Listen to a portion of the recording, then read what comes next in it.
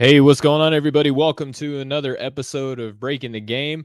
We're streaming live here on several different streaming platforms, social media platforms, things of that nature. And we have a very special show lined up. But before we do, I'm going to holler at my main man, Pat, over from the Say It Out Loud Sports Podcast and fellow Off the Ball Network alumni. Pat, what's up, brother? What's going on, man? I know it's still baseball season, but you wanted to talk NBA, so I'm here for it. Man, I Dodgers are on appreciate right you. now. Yes, sir. Let's get into it. Yeah, man, I appreciate you. I know you're taking some time away from your busy baseball activities, but man, again, it's just it's nice just to see you again. I know it's been a minute since we did anything, but you'd be willing to come on because today we got NBA opening night preview that we're doing exclusively for Off the Ball Network right now, and we got two games that we want to talk about, man. The first one is going to be the Nets versus the Bucks. Now, the roster matchup looks a little different than what some might have expected due to one of the storylines that have just outright dominated the offseason, that being Kyrie Irving electing not to be vaccinated. And the state of New York has since said you're not going to be able to play basketball in this state because of state mandates, and different states are handling things different ways. But Kyrie Irving isn't going to be able to play with the team anytime soon, is what it looks like, or practice, but they're going to be playing against the Milwaukee Bucks. So, Pat, tell me what you're looking at in this matchup, man. I expect the Bucks to come out kind of where they left off last year. I think Giannis is going to have a big game. Obviously, Bobby Portis being injured is kind of that stinks for them.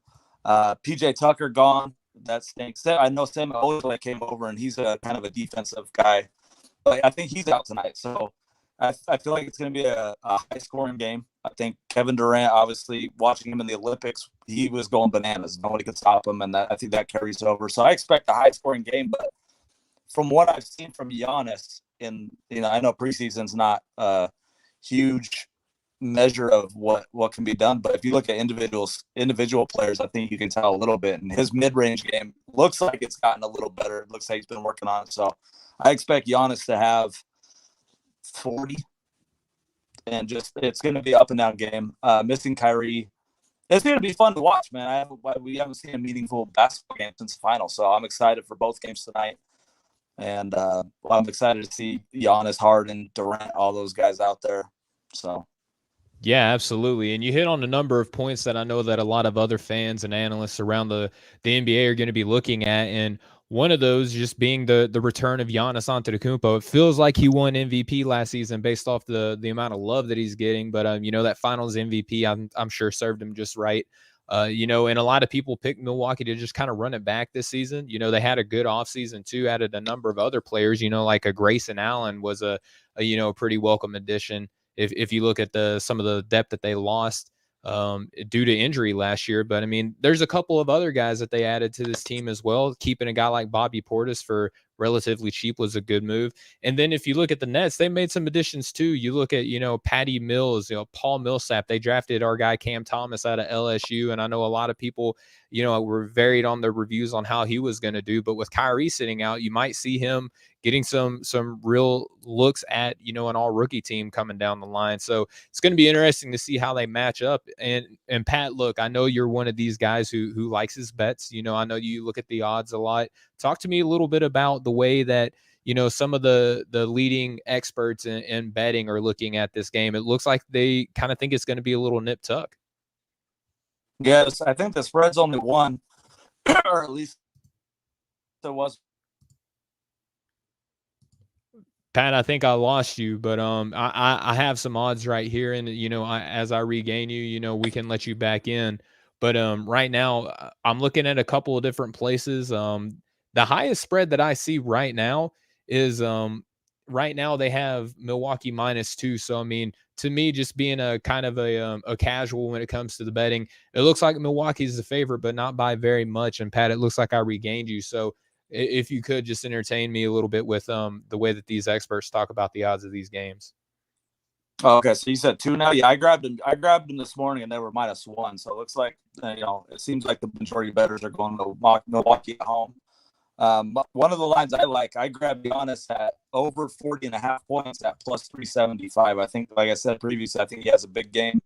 I think Durant has a big game. I like almost all the player props over. I think Harden, like I mentioned too, No PJ Tucker to guard Durant. No Semi, I don't think tonight. I just think it's going to be a high-scoring game. So almost every player prop, I would take the over. I think it's going to be in the 120s for both teams, and it's just up and down. So, yeah, I mean, if you again, all these experts, they have the line pretty close. And again, Milwaukee at home as a 1.5 to 2 point favorite, depending on which agency or company, however you want to phrase it, however they look at these odds, it looks like Milwaukee is just getting the home team advantage. But going down the line for both of these teams, right? Obviously, players and people and coaches and analysts alike are pretty excited about what's to come tonight. But let's talk a little bit about where we think that both of these teams are going to end up come end of the season. Let's prognosticate a little bit here, Pat. Between Brooklyn and Milwaukee, they both look like they're going to be some of the bigger names coming to the end of the year. That's why the NBA opened up with their matchup against each other. Who do you like out of this matchup long term? I think Milwaukee gets pretty close to running it back. And if the Nets had Kyrie, I would say they're the favorites in the East. But it doesn't look like that's going to happen as of now. If they do, if Kyrie ends up getting the vaccine or the mandates loosened, then I would take Brooklyn, because I think they will last year if Kyrie doesn't go down. Not to take anything away from Milwaukee and what Giannis and Middleton and all those guys were able to accomplish, but without that piece, without that third guy, I don't think. And Harden was banged up a little bit, but Milwaukee's just deep. I like their defense. They have defense. They have offense. They have an MVP. They got a second guy. Middleton showed up last year. Drew Holiday really stepped up last year. And last year, when they got him and PJ Tucker, that's what sent it over the top for me. I thought they made the right moves at the right time. And I think they will probably need to add a piece. They should get Dante DiVincenzo back at some point. Mm-hmm. So that's going to help. So, and you mentioned Grayson Allen. I forgot to mention him in the open. That's a huge 3-point shooter. They can plug in, lights out. George Hill's back with the team. I like his veteran leadership. He plays solid defense. So I think Milwaukee should be the favorites in the East right now. And then if Kyrie comes back, it can be adjusted. But I can see these two teams both back in the conference finals for sure. Yeah, and looking at Brooklyn, it looks like Irving and Millsap both could be out for this game. And then if you looked at the Bucks, you ran down their kind of laundry list of injuries, but Rodney Hood, DiVincenzo, Sam Ojeleye, Bobby Portis, and Giannis is listed as probable for tonight's game, but I suspect that we'll see him in the opener for both of these teams. But kind of like you said, I like both teams, but I think Brooklyn star power may edge out a little bit, but who knows, man? I mean, we didn't see that much of Kevin Durant last season.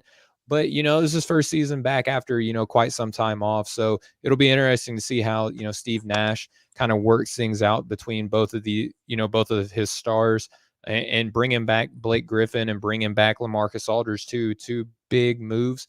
I don't know. We'll see. But again, the spread between these two teams are so tight. If I'm leaning one way, I think Milwaukee at home makes a lot of sense to me. They're the most, between both of these teams, they have the most cohesion. And I think that they match up better defensively as well. So, Pat, we're going to shift gears. We're going to shift coast more to your neck of the woods, right? We're going to have the Golden State Warriors versus the Los Angeles Lakers. Talk to me a little bit about the storylines and some of the expectations that you have coming into the later game tonight. Dude, my main man Russ is in LA. I can finally root for the Lakers a little bit again.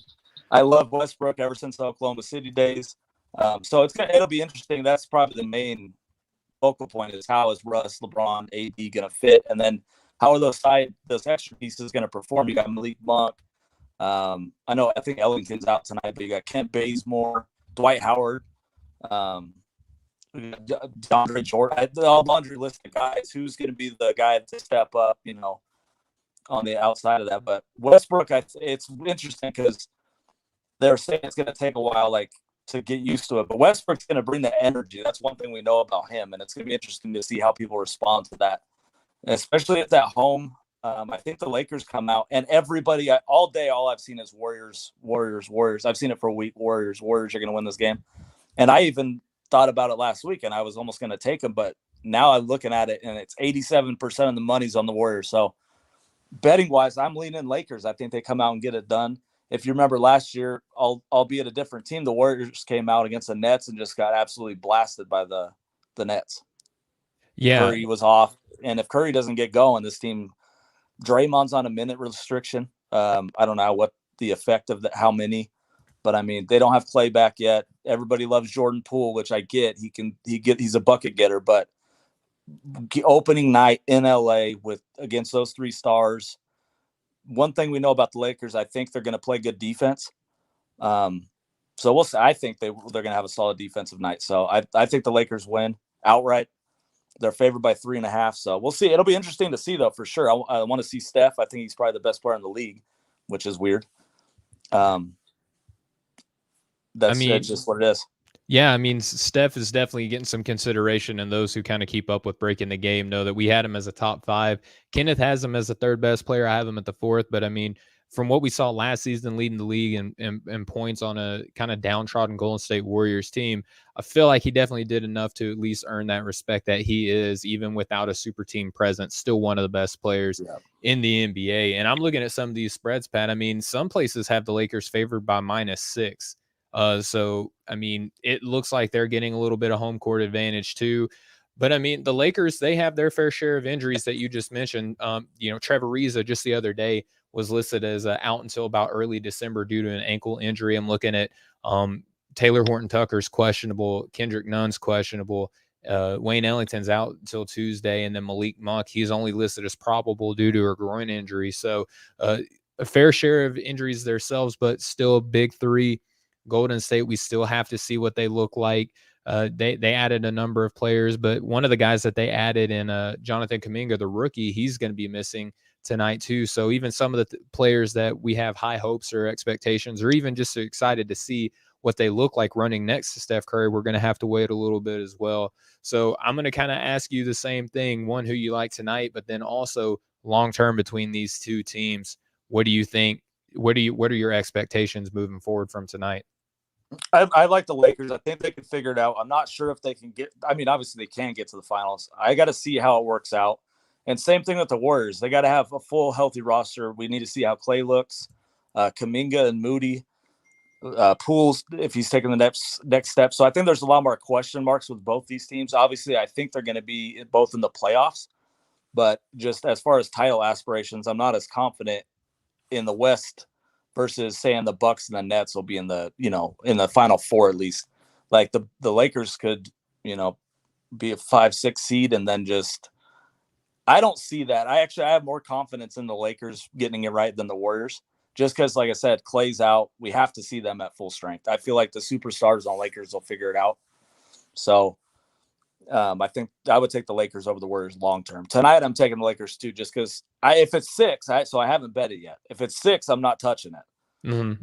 But earlier I saw it get down to 3.5. So if it's that low, I would take the Lakers. But I just think the energy tonight in that building with the debut of Russ, and he's, like I said, he's going to bring the energy.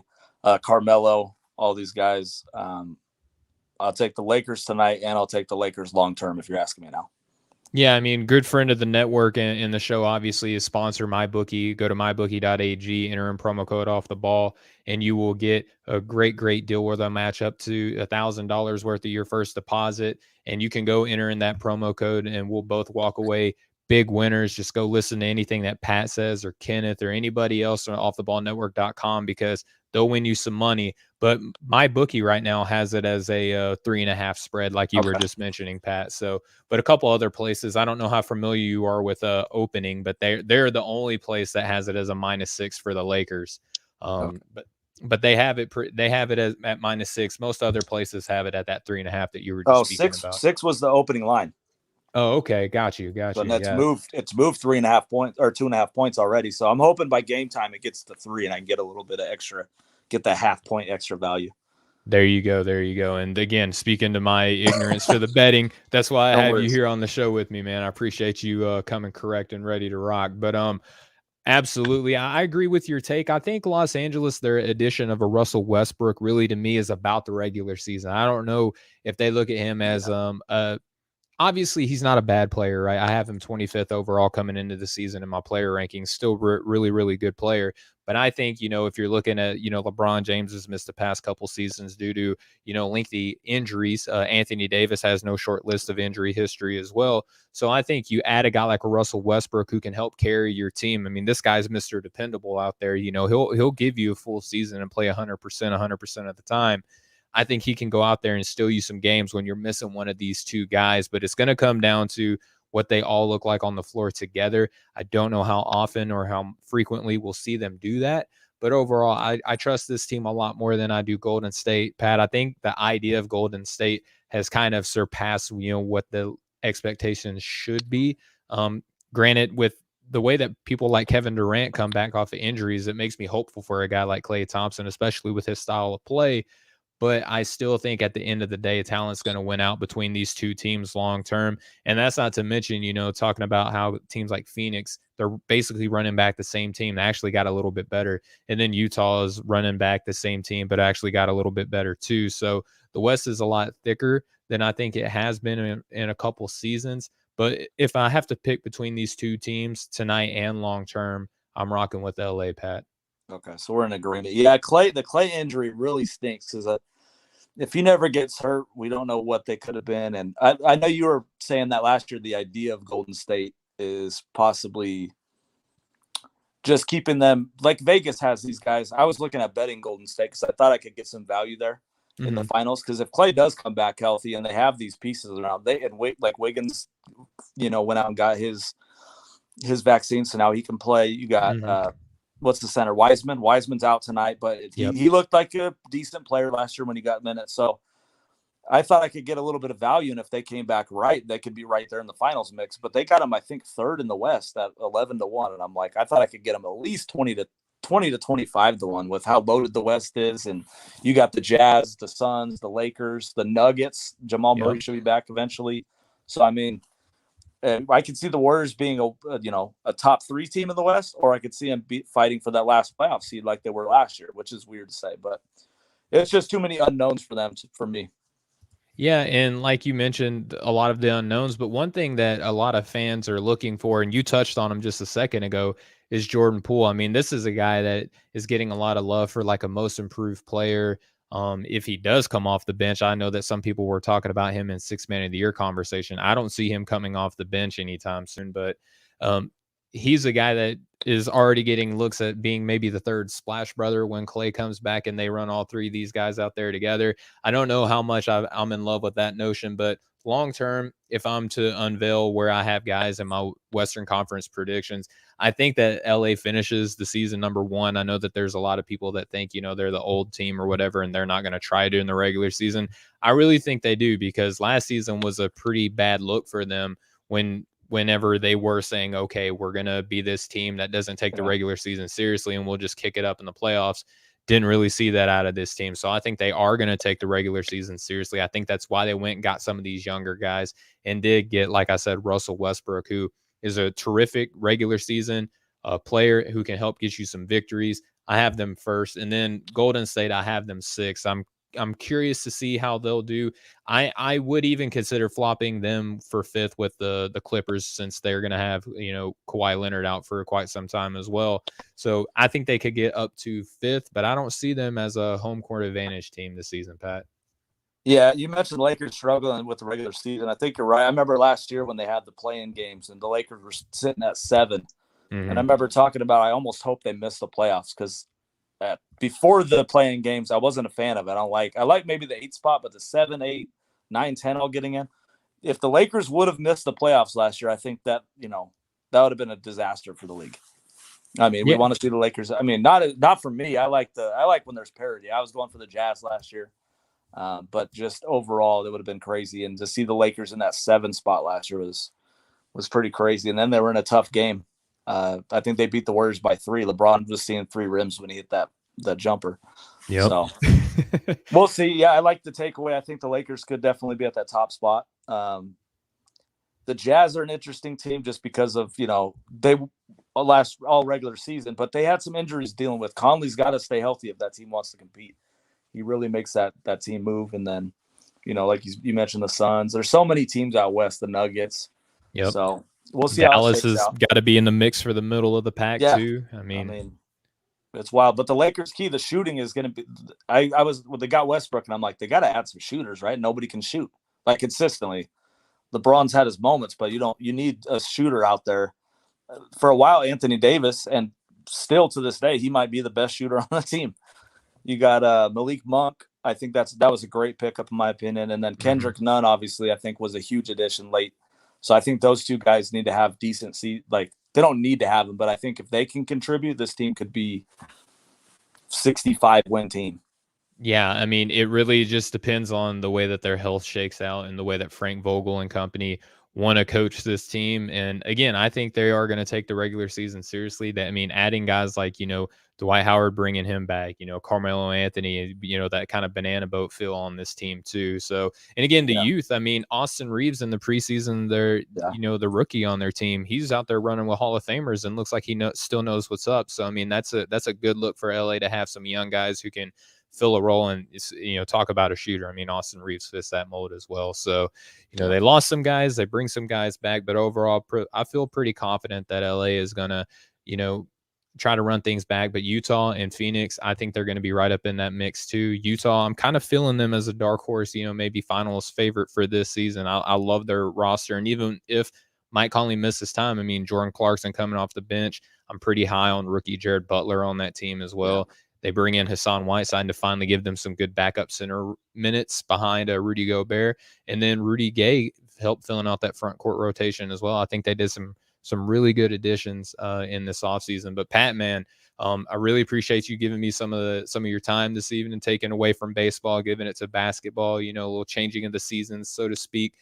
Before we let you go, man, again, just thank you so much for being on. And why don't we let the folks know where they can find you and your work? I think the main thing, Off the Ball Network, we got to shout out the network. That's where, I want everybody to focus on the network. We do have our show, Bets on Bets, every Sunday morning. It's at 7:30 Pacific time, 10:30 Eastern. I'm on fire lately. I went 2-1 again. I think I'm 11-4 since week 1. So I'm over 60%. Kenneth's doing his thing. We had a really good week last week. So like I said, every Sunday morning there. And then for the network, you got See You Sunday. You got so many things. I can't list them all, but you're back in action, breaking the game. So, and then my podcast is Say It Out Loud Sports. My episode will come out tonight at midnight. So check it out tomorrow morning. We're going to do an NBA preview, talk football and playoff baseball tomorrow. So that's pretty much it. Yeah, man. And thank you so much for coming on. And again, go to mybookie.ag, go listen or read anything that Pat and Ken put out and enter in promo code Off the Ball. You'll save money. You'll get actually more money added to your pot if you're a first-time user of MyBookie. And promise you're going to walk away with something. I'm not saying you're going to be a millionaire. Maybe you will be, but I know that you're going to walk away with a little bit extra change in your pocket because our guys do some really incredible work and research. It's not guessing. It's very, very in-depth analysis and a little bit of experience as well. So just thank you so much, Pat, for coming in. Thank you for everyone who's watching or listening. Shout out to Off the Ball Network. Please go and subscribe if you haven't already to the YouTube channel. A lot of great content on there being pumped out on a regular basis. And stay tuned because we're going to have NBA content coming out the yin yang. NFL's in full swing. Pat, you and your betting and your fighting is always great stuff. Kenneth even throws in some golf content. College hoops is going to be starting back up. International hoops. College football is still out there. We got a lot of great content for that. So offtheballnetwork.com for all your sports needs. But for my great guest, Pat, over at Say It Out Loud Sports, and for myself, for Off the Ball Network, we appreciate everyone coming in and tuning in, and we'll catch up with you guys next time. Much love, everybody.